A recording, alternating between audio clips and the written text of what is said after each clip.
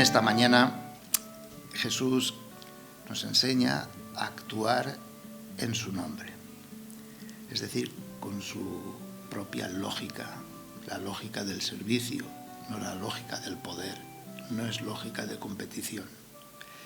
No es ningún poder de un grupo elitista frente a otros, sino que es un grupo dedicado a servir fraternidad, reconociendo, promoviendo todo lo bueno que hay en el mundo.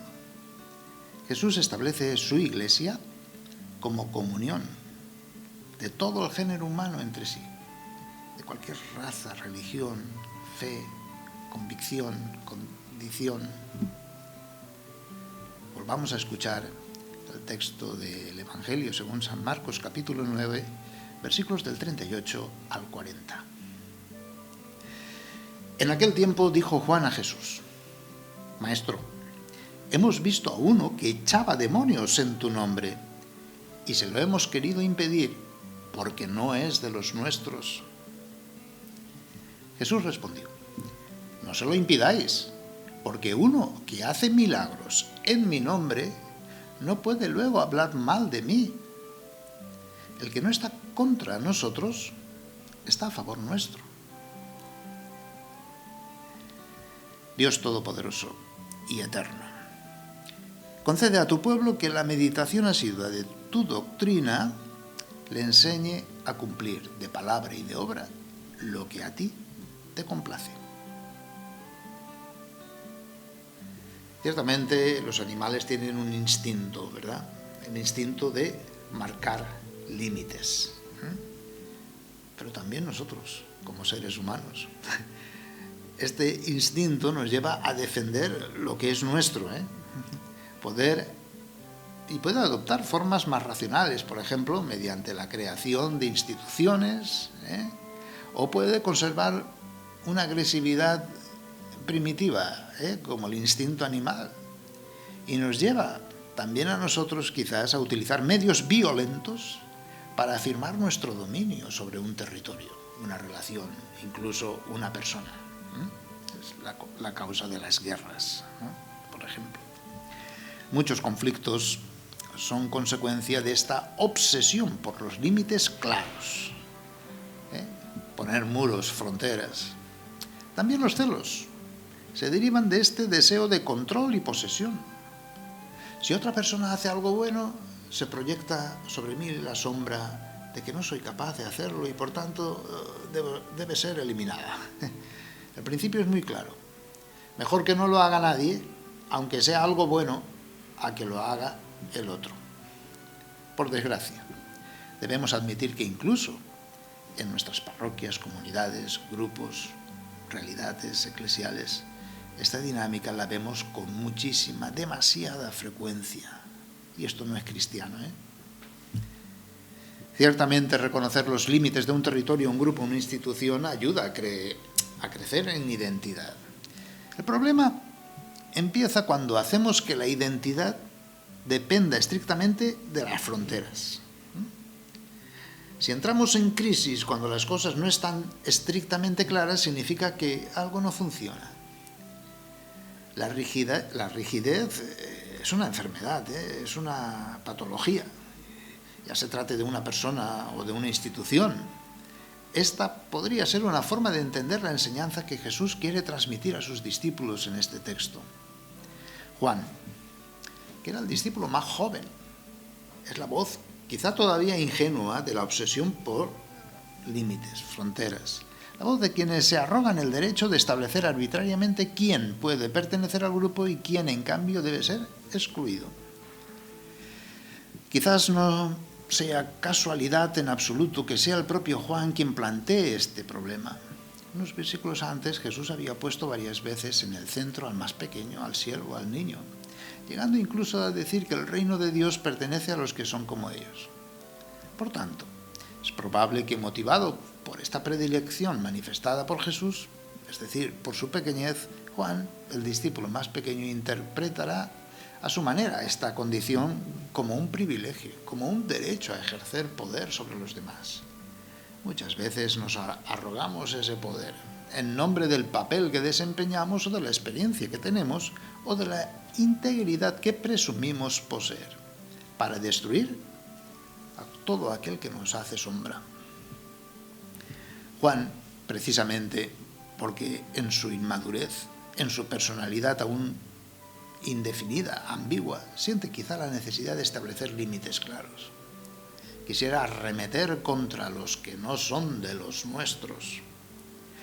Juan se refiere a un extraño, tal vez un extranjero, uno que no ha vivido en la misma experiencia, no ha recorrido el mismo camino y sin embargo es uno que hace cosas parecidas a los discípulos de Jesús. Es incluso un exorcista, uno que libera a la gente de un mal profundo y oscuro. Sin embargo, a Juan le gustaría arrogarse el derecho exclusivo de hacer el bien, como si los demás, siendo diferentes, no pudieran hacer el bien. Juan es la voz de la pertenencia rígida, de identidades claras, de límites claros. La respuesta de Jesús es una invitación a no temer a abrir las fronteras. Quien no está contra nosotros, está con nosotros. El criterio de Jesús es siempre inclusivo. No hay necesidad de defenderse porque el bien también puede venir de los que son diferentes a nosotros, porque el bien solo tiene una misma fuente. Seguramente se trata de una enseñanza a la comunidad que, como podría pensarse, estaba pasando por intentos de cerrarse, dinámica típica de toda institución naciente.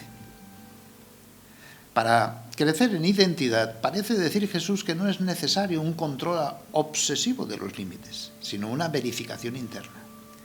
Es decir, es necesario comprender lo que dentro de la comunidad, de la institución, de la iglesia, de la parroquia, de la persona, ayuda a crecer, y lo que en cambio obstaculiza el crecimiento armónico de la vida. Porque sabemos que cuando algo nos molesta en los demás, probablemente en realidad está tocando algo de nosotros, algo que no apreciamos o algo que no tenemos.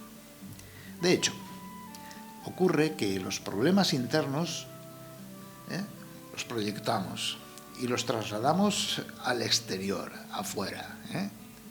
Crear un enemigo externo al que culpar del malestar interno. Es un proceso muy frecuente dentro de la persona. Es un mecanismo de defensa automático, inconsciente. Y todos pues tenemos esa maldad, ¿no?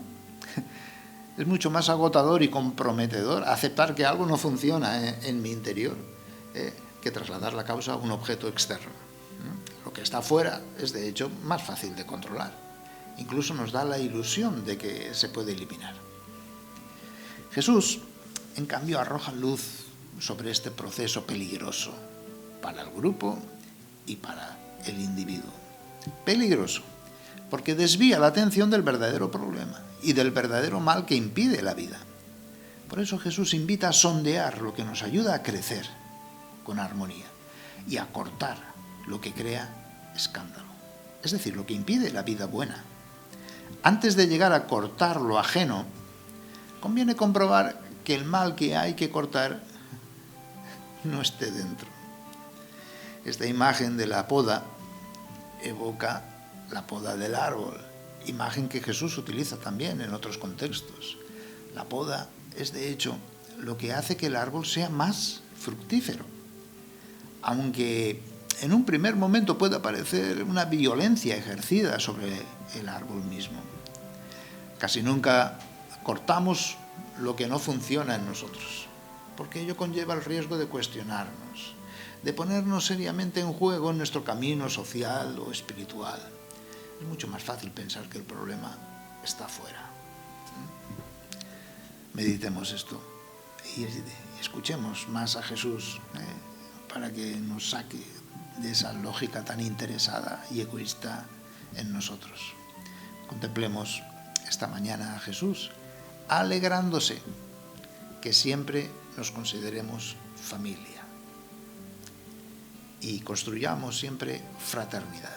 No hagamos muros ni fronteras, no nos encerremos, abrámonos.